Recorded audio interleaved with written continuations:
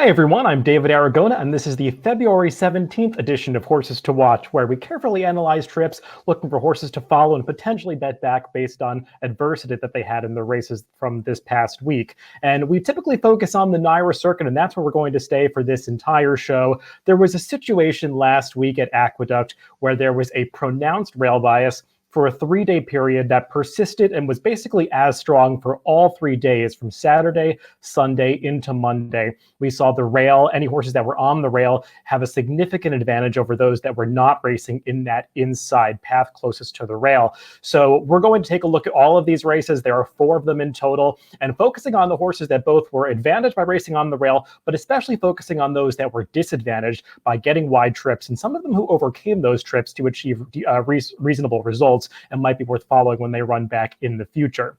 We're going to begin with a race from Saturday as we look at least one race from all 3 of these days. The Saturday race we're going to take a look at was the 5th race on that card. It's an optional claiming 40,000. Non-winners are 2 other than 4 New York breds going a mile. Let's break these horses from the gate. And the one that I want to focus on that had the tough trip is the number 5 Advanced Strategy. He's right in the middle of the pack there, that white cap with the white and black silks, the chestnut, and he breaks just a little bit slowly. That's not really too detrimental to him because he has a horse that likes to come from off the pace. But it's going to be a problem on this biased surface because it's not going to allow his rider, Pablo Morales, to ever get him over to the rail. And as is the case with all these races we're going to look at, let's highlight the horses that are advantaged and those that are disadvantaged. The ones that get the good trips are the ones that are riding the rail throughout. And unsurprisingly, it's the horse that's going to make the early lead here. That's the number 1 Yankee Division. Some other speeds didn't really send that hard, and Yankee Division was able to make a pretty easy lead through some moderate early fractions and open up on the field. So that's going to be a good thing for a front runner no matter what, whether there's a bias or not. But given the fact that the rail was the place to be, Yankee Division is able to run a career best performance here. Not the case, well, I shouldn't say not the case for Advanced Strategy. Advanced Strategy is not able to win this race because of the trip that he got. He still puts in a career best effort, though. I'll get into that at the end. Advanced Strategy, you see as they come past the 3/8 pole here, he's about 3 wide towards the back of your screen, and he's going to have to go even wider as he tries to make his rally into the stretch here. There's really nowhere to go inside, and he has to swing about 5 or 6 wide by the time they get to the quarter pole. That's not ideal even on a fair racetrack, but on this biased racetrack, it's going to give him no shot of getting to this perfect trip winner Yankee Division. And take note, the other horse that's running at the end of this race is the one that's coming up the rail. That's the number 2, Twisted Tom. He's going to get up into second here, but look at Advanced Strategy on the outside. He gives Twisted Tom a real run for second place here, almost getting to him by the time they get to the finish line. He runs a much better race than that horse who rode the rail, Twisted Tom. And I think there's an argument that Advanced Strategy actually could have won this race if he'd gotten a fair trip, saving ground, or if the track had been fair. The winner of this race, Yankee Division, got a 99 Beyer speed figure, I think a 117 time Formula S speed figure, far and away faster than anything he'd gotten in the past. I would downgrade, though, that performance and that speed figure when he runs back. Advanced Strategy, he too got a career best number. I think that just speaks to the fact that he ran an exceptional race over this biased racetrack, and he might just be a horse that's in great form right now for Jimmy Jerkins. So I think he'll be pretty tough if he finds a similar field at this level next time out. Moving on to Sunday's card at Aqueduct, we're going to look at race 3 from that February 14th card. This is a maiden special weight for New York bred 3-year-old fillies going 1 mile. Let's break these horses from the gate, and I want to focus on 2 horses in this race that had difficult trips, those being the number 5, Irresistible Girl, and the number 7, Destination Winner's Circle. The horse who gets the good trip in here is unsurprisingly the number 1, Valorant. It's not always a given that the number 1 post position or the number 1 horse is going to be successful on a rail bias day, though they do break closest to the rail. But often that does allow a horse to get a trip on the inside. And I'll just take this opportunity to note that it doesn't always mean that speed is golden on these rail biased racetracks. Horses can come from off the pace. They just have to save ground or be in that rail path for the majority of their trips. And you're going to see that Valorant, the number 1, is able to do that. As I said, she's the eventual winner of this race. Not so for the number 5, Irresistible Girl, or the number 7 Destination Winner's Circle. The pace of this race was reasonably quick for this level, so Irresistible Girl is already a bit compromised by chasing those swift fractions up front, but also she is 3 wide, and you saw riders become aware of the rail one by one over this 3-day period. This was the second day in that 3-day period, and Manny Franco, he's an excellent rider, but he just didn't seem to be so aware of the rail bias even by Sunday. He's riding Irresistible Girl here, and he's going 3 wide. The number 7 Destination Winner's Circle, her rider, Jorge Vargas, is kind of between a rock and a hard place because she is a closer. That rail path is taken, so she kind of has to go wide at this point, but she ends up going about 4 or 5 wide, even wider than she has to here, because you can see if you follow the number 7 Destination Winner's Circle into the stretch, she is pretty green, and she's going to switch leads right here over back to her left lead when she gets hit with the whip. That's not something you want to see a horse do when they're trying to gather momentum. Meanwhile, Irresistible Girl, she took the lead here. She's able to spurt away at the quarter pole, but racing in that disadvantageous 3 path off the rail is going to take its toll on her. And Valorand, the number 1, who did have to wait for room at the top of the stretch, she's re-energized by the fact that she was able to race over that glibber going down towards the inside. She's able to even get back down there at the end of the race, and she's able to spurt away from those 2 at the end. The number 5 Irresistible Girl, as I said, somewhat against the pace, definitely against the track. She's one who could do better next time out. A Destination Winner's Circle, while she was closing into a fast pace, she was very green at the end of this race. She was very wide at the top of this stretch. She's a horse that has been green really in all 3 of her starts so far, but she's slowly but surely figuring things out. She comes from a good stamina-laden female family, so I think she's slowly coming along for Charlie Baker, and she'll do better next time out. So both of these horses, Destination Winner's Circle and Irresistible Girl, are ones to follow when they run back.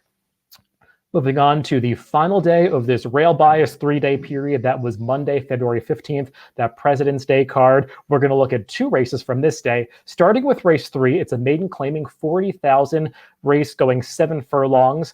Let's break these horses from the gate, and I want to focus on the difference in trips between the top 2 finishers in this race.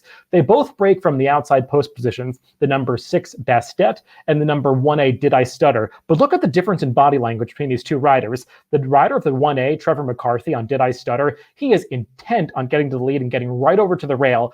Whereas Bastet, who has speed, her rider Andre Worry just seems to be somewhat oblivious to the rail bias and shows no urgency to get this horse forward or to get this horse inside. Now, as I said at the top of the show, being on the lead was not necessarily an advantage on this day, but Trevor McCarthy on the 1A was so aggressive because he had to get to the front to cross over in front of the field to get to the rail, and now he's got that coveted inside position, and she's going to ride that rail to victory.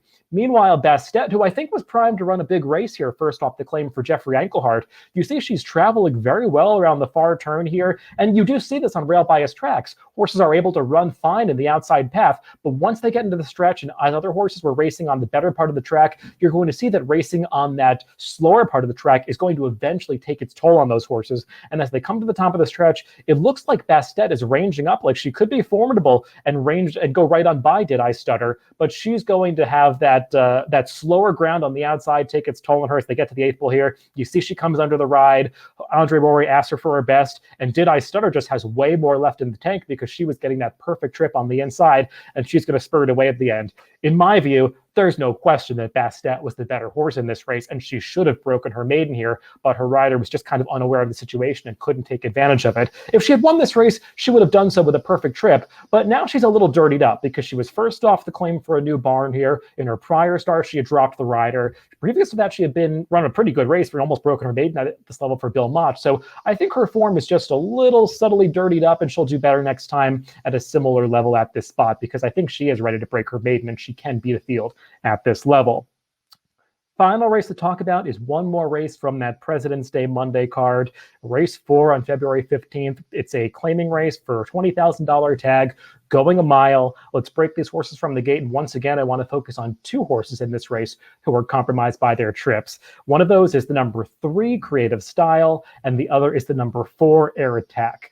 They break right in the center of the pack, but they're not able to get over to the rail. As you can probably guess, I'm highlighting horses who are not able to get to the rail at any point in their trips on this show. And the horses who are successful here are, once again, unsurprisingly, those that get right into the rail path. The eventual winner of this race, take note, is the number 1 Control Group, another horse from that rail post position that was able to just stay there for almost his entire trip. The other horse who completes the exact end here is the number 5 Flowers for Lisa. And if there's a horse that I think you want to bet against moving forward in this race, it is the number 5, Flowers for Lisa, because he's not able to win this race, even though he gets that trip that you want on this track, on the lead, setting a relatively slow pace with nobody challenging him, racing in that perfectly advantageous path down on the inside. And the fact that he's not able to win this race, given that he was a 9-5 favorite, I think is it's a real indictment of the current form that he's in. He seems to be heading in the wrong direction. But take a look at the move that the number 4 Air Attack is making at the midpoint in the race. He was 3 wide down the backstretch, and now he's making this 3 wide rush around the far turn up to challenge Flowers for Lisa. That's a tough move to make even on a fair track because you might be moving too soon, but on a biased track, that's just never going to be successful because you're moving outside of a horse that's getting the right trip. And at the back of the pack, take a look at the number 3 Creative Style, who now is 4 wide, trying to make a rush at the quarter pole. He's moving at the right time. He's just doing so in the wrong path. And furthermore, Creative Style, who's a little farther back than Air Attack, he's compromised by the fact that the pace of this race was slow and it's dominated by a horse on the front end. Now, Control Group, you see the number 1, he's rallying down the center of the track here. But remember, he was on the rail for about the first 5 or 6 furlongs of this race. So he already has that in the bank that he was racing on the inside path, conserving energy. So he's able to spurt away from this field, even racing in the middle of the track, because he got that good trip in the early going. The number 3 Creative Style and the number 4 Air Attack, they were never on the right part of the track, and both of them were compromised by their trips and the way the race set up. So I think you want to look for these horses in the future. I should note in these claiming races, when horses run back, some of them are claimed out of these races, and that was the case with both of these horses I'm highlighting. Creative Style, that number 3 horse, he was claimed by John Toscano, who has good numbers off the claim and should do well with this horse. And the number 4 Air Attack, he was claimed out of this race by Rob Atras, who has an excellent record off the claim. So Air Attack might take a little more money next time because of that trainer switch. But I think he's a horse that you still want to pay a lot of attention to because he ran much better than it seems in this race. So I think it's always valuable to look at these rail bias days. I just chose 4 races from this 3-day period, but they ran almost 30 races. I think 26 or 27 races across Saturday to Monday. And it's worth watching all of them to find horses that you think were compromised by this rail bias, got wide trips, and also the horses that rode the rail bias to career best speed figures. Probably worth downgrading them when they run back in the future. Remember, if you want to follow these horses, you can always add them to your watch mail on DRF.com. Just go to DRF Horse Watch. You can add them to a list, get notifications that when these horses run back, even when they just have workouts or when there are results. That's how I like to follow these horses when they run back in the future. So thanks for watching this week, and make sure to stay tuned for future episodes of Horses to Watch on upcoming Wednesdays.